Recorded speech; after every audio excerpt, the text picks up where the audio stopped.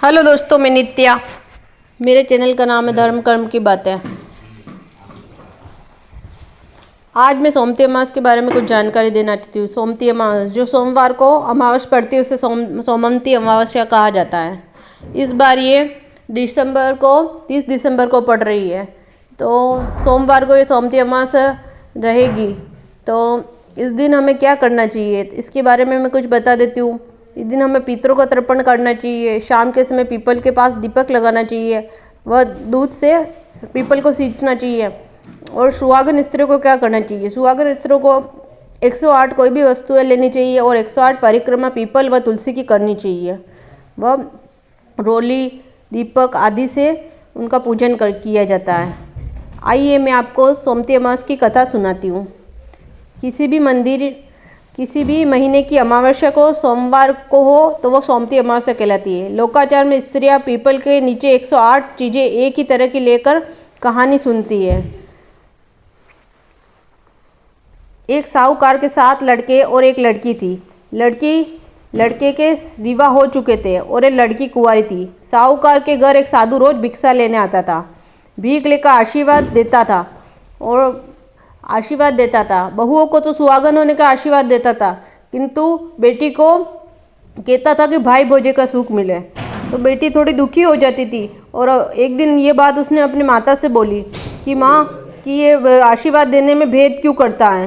तो माता ने जाकर एक दिन साधु से पूछा, तो साधु ने बात टालनी चाहिए। तो किसी पंडित से पूछा, तो पंडित बोला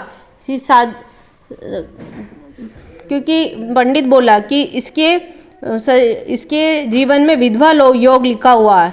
इसकी शादी होने पर 7वें फेरे में इसकी पति की मृत्यु हो जाएगी। इस प्रकार माता सुनकर बहुत दुखी हुई, तो पंडित जी से उसका समाधान मांगा। तो पंडित जी ने बोला कि इसका समाधान नहीं है, किंतु अगर ये संभव हो सके तो 7 समुंदर पार एक सोमा नाम की धोबिन रहती है। वह सोमवती अमावस की व्रत और कथा सुनती है और व्रत करती है। तो अगर आपकी बेटी को सोमा नाम की धोबन उसका फल दे दे तो उसका विधवा दोष दूर हो जाएगा। माँ ने सभी लड़कों से ये बात कही, तो सभी लड़कों ने आनाकानी की, पर किसी ने उसकी बात न मानी। जब लड़की अकेले जाने को तैयार हुई तो उसका छोटा भाई था, वह राजी हो गया। उसके साथ समुद्र के किनारे तो आ गए। अब आगे कैसे पहुँचे ये विचार करने लगे। दोनों भाई बहन एक पेड़ के नीचे बैठ गए। पेड़ के नीचे एक गीदनी रहते थे।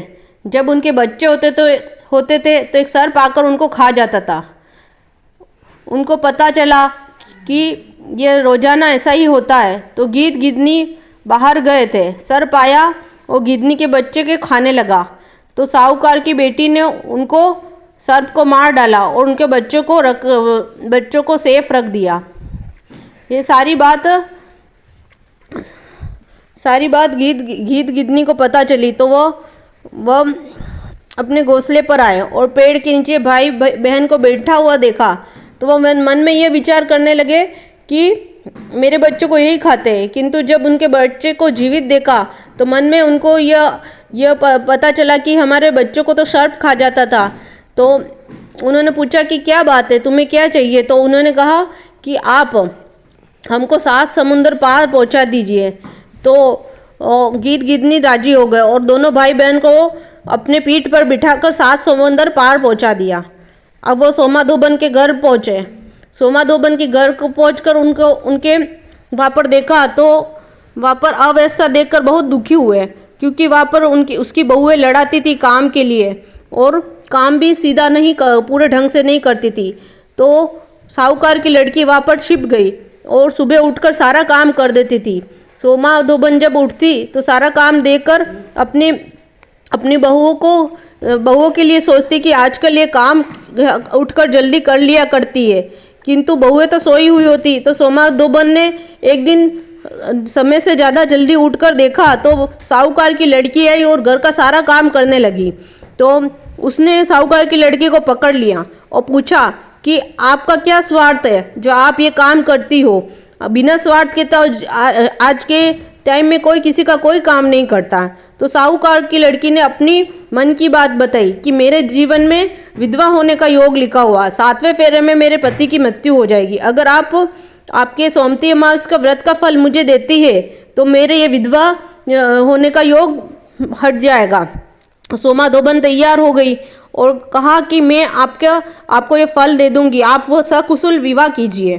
तो वह साहूकार की बेटी आ गई और माँ ने सारी विवाह की तैयारियां कर ली और सोमा धोबन भी प्रस्थान करने लगी। उसको न्योता दे दिया गया था साहूकार की बेटी के द्वारा, तो वह गई साहूकार की बेटी के वहाँ पर विवाह के लिए विवाह में गई और वहाँ पर देखा तो सोमा धोबन एक करवा लेकर दूध भरकर बैठ गई।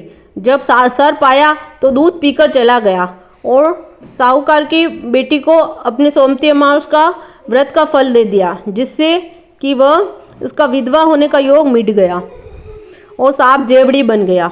विवाह आनंद से हो गया। सोमा ने विदाई मांगी।